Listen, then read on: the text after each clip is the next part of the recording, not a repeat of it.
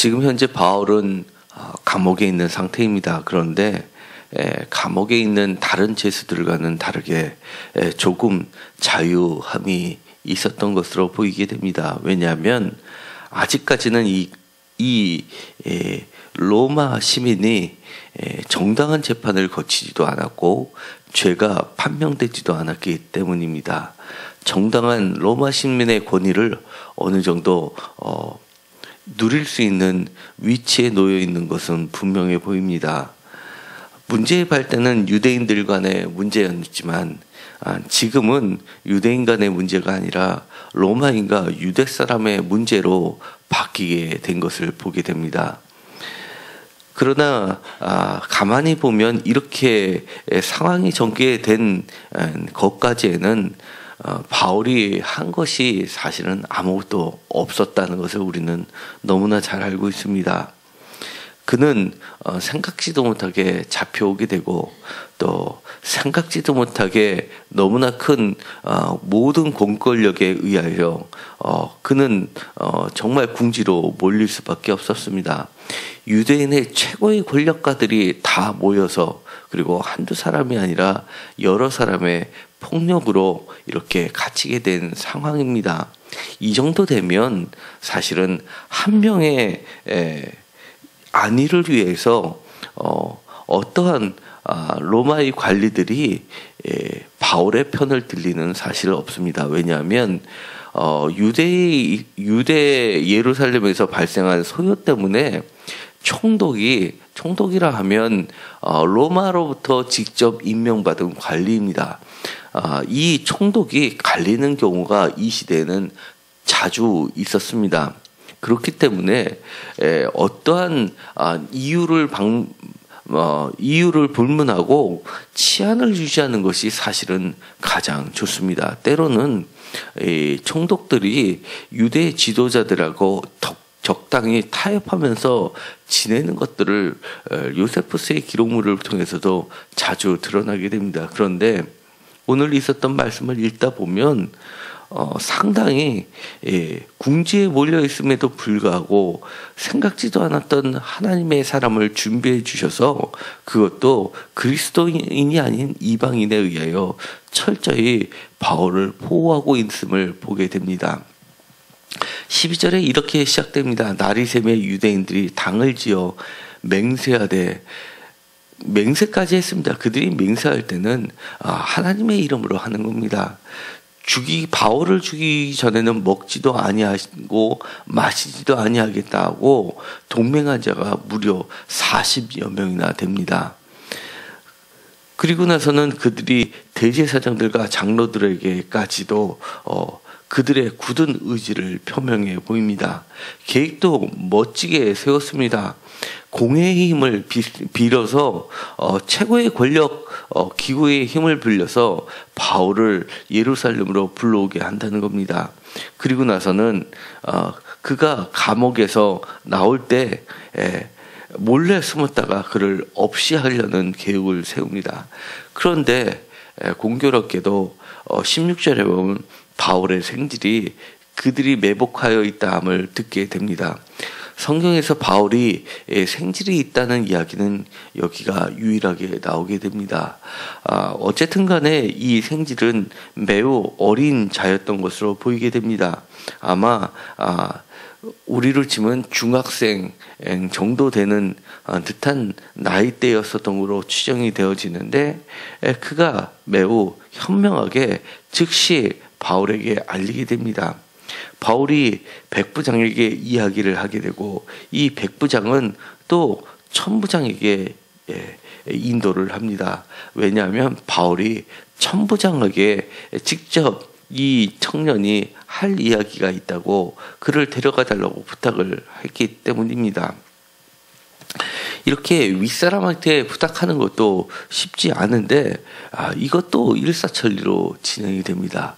바깥에서는 급격하게 상황이 바뀌게 되는데 이때는 정말 인터넷도 없는 시대에 정보가 어디서 샜는지 모르게 빠르게 바울에게 전달이 됐고 또 바울은 놀라운 첫 버전을 벌리는 것처럼 감옥에서 모든 상황을 움직이게 됩니다.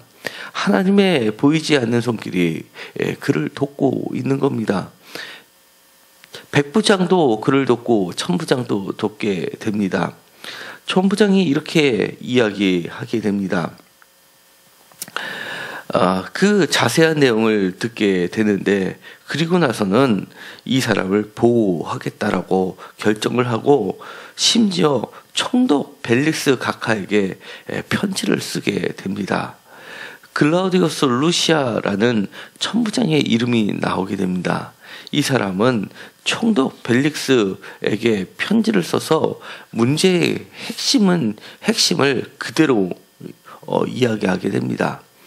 벨릭스 각하가 듣게 되는 이 이야기를 들어야만 되는 첫 번째 이유는 바로 다른 게 아니라 이 사람이 로마 사람이라는 것이랍니다. 많은 이야기가 있지만 매우 간략하고 짧으면서 그들의 관심이 될 만한 한 가지 이유 말고는 사실은 없는데 그것을 정확하게 찝어냅니다. 그들 사이에서는 복음의 문제는 사실 관심 바뀝니다.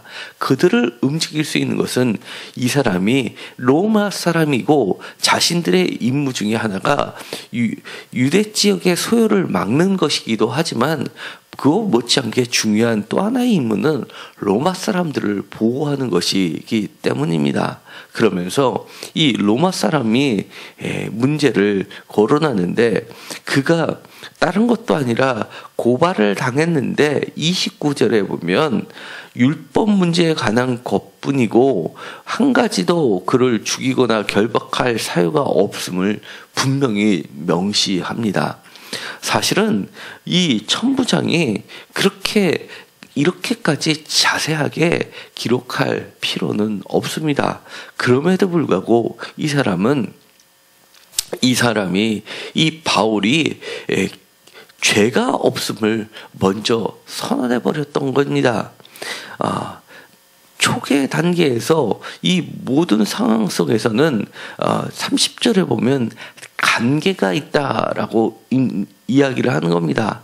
한마디로 음모가 있다고 이야기를 한 겁니다. 그러면서 이 자기의 손을 떠나서 자기보다 더 윗사람인 벨릭스 각하라고 했지만 벨릭스 총독이 됩니다. 이 벨릭스 총독이 판단을 내릴 때 기초적인 자료를 제공한 겁니다.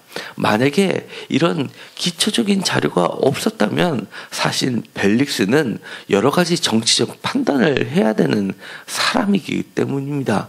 매우 중요한 이야기입니다. 그러면서 이 편지만 쓸 뿐만 아니라 구체적인 행동 지시를 하게 됩니다. 23절에 보면 백부장을 그것도 아니라 둘이나 부르게 됩니다. 그러면서 가이사랴까지 가는 이유는 바로 총독이 머무른 관저가 가이사랴에 있기 때문입니다. 가이사랴까지 갈 보병이 200명, 기병 70명, 창병 200명, 이런 많은 인원을 붙이게 됩니다. 사실은 이 로마 사람 한 사람을 구출하기 위해서 붙인 인원치고는 매우 많습니다. 이 정도의 인원은 사실은 다른 기록물들을 보면 한 마을을 진멸할 때 쓰는 숫자입니다. 그렇기 때문에 이 40명 가지고 매복했다 공격할 수 있는 그렇게 해서 모든 것을 해방 놓을 수 있는 정도의 수준이 아닌 겁니다. 이것은 거의 그들에게 있어서는 전쟁을 불사할 수 있는 수준이 되는 겁니다.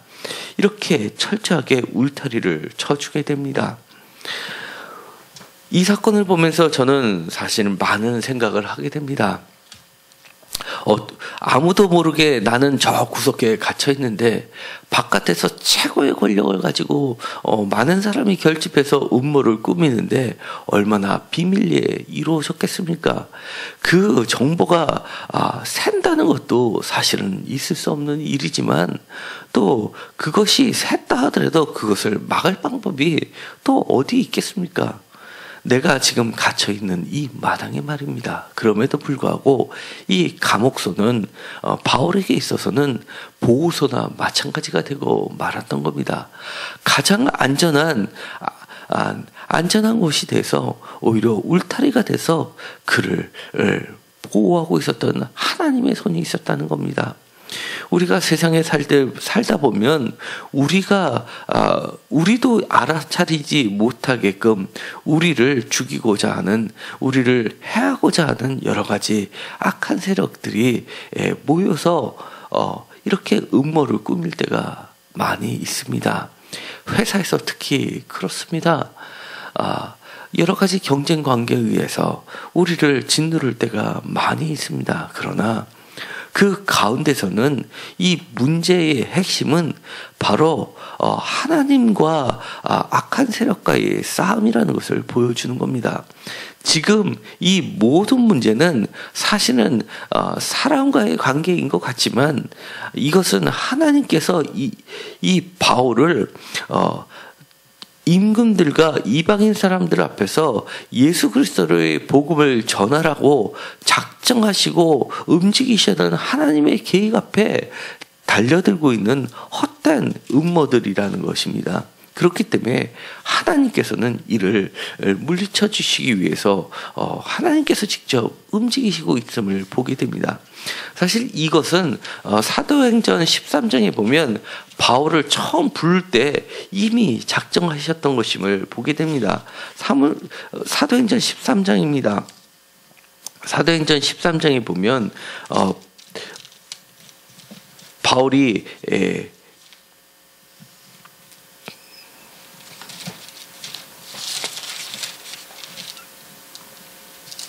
죄송합니다. 사도행전 13장이 아닙니다.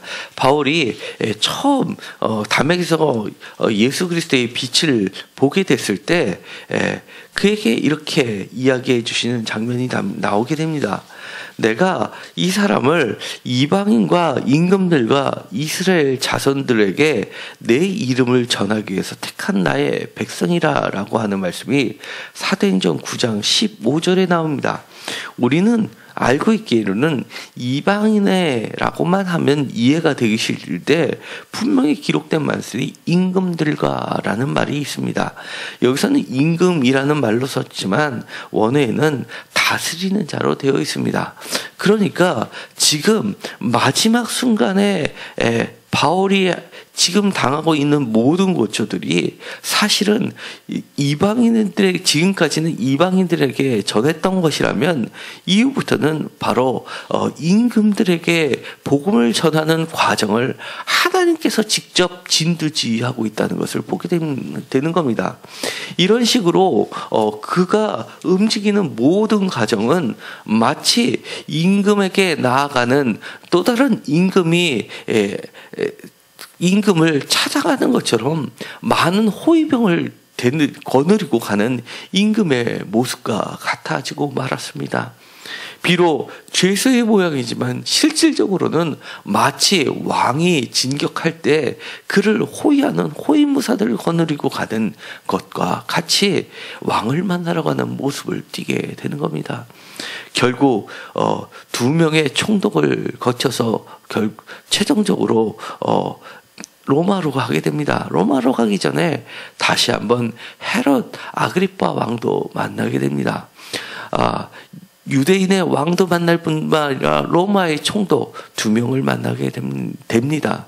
바울이 있었던 기간은 2년 동안 길게 있으면서 로마의 총독이 갈리고 새로운 총독이 올 때까지 그를 붙잡아 두시면서 이런 임금들을 만나게 하시면서 그들에게도 하나님께서는 복음의 기회를 주고 계시다는 것을 보게 되는 겁니다.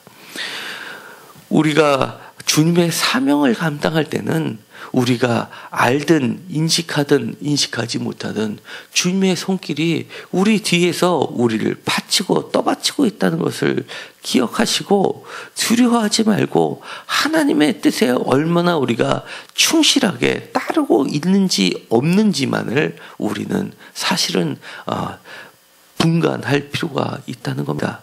우리가 하나님의 뜻에 온전히 따르기만 한다면 나머지 모든 문제는 사실 하나님의 계획 속에서 하나님께서 모든 것을 길도 열어주시고 악도 막아주시고 그리고 그를 보호해 주시고 끝까지 인도해 주시면서 하나님께서 처음부터 그를 부르셨던 계획을 성실하게 이행하고 계시다는 것을 기억하시고 환경을 보지 마시고 환경 너머에 일하시는 하나님을 바라보는 우리가 되기를 간절히 소망합니다. 기도하고 마치기로 함께 하겠습니다. 하나님, 우리가 세상을 사는 게 쉽지 않습니다. 우리보다 더 힘센 사람들이 연합해서 우리가 깨닫지도 못하는 여러 가지 음모를 가지고 우리를 해하기 위해서 달려들 때가 있습니다. 그러나 그런 계획, 나쁜 계획 아래에서도 우리가 하나님의 뜻에만 분명하게 붙어 있고 하나님이 처음부터 우리에게 맡겨주신 그 사명을 잃어버리지 않고 감당하고자 할 때에는 우리를 주님께서 안전하게 보호하여 주시고 때마다 일마다 하나님께서 직접 모든 것을 움직이고 계시다는 것을 기억하게 하여 주옵소서. 그 악한 어떠한 세력도 하나님을 심지어 모르는 사람을 들어서까지라도 하나님께서 이 모든 것을 막아주시고 능히 하나님의 일을 친히 이끌어 주신다는 것을 우리는 보게 됩니다. 죄수이지만 죄수의 모습이 아니라 마치 왕이 왕을 만나러 가는 모습으로 그렇게 하나님께서는 치장해 주시고 그리고 그를 호위하여 주시고 왕을 만나서 주님의 복음을 전할 수 있게끔 만들어 주시는 하나님의 놀라운 섭리를 보게 됩니다. 우리의 인생에 있어서도 때마다 일마다 주님께서 함께하여 주시사 모든 악한 생각과 세력들을 물리쳐 주시옵시고 주님께서 직접 우리의 삶을 인도하여 주옵소서.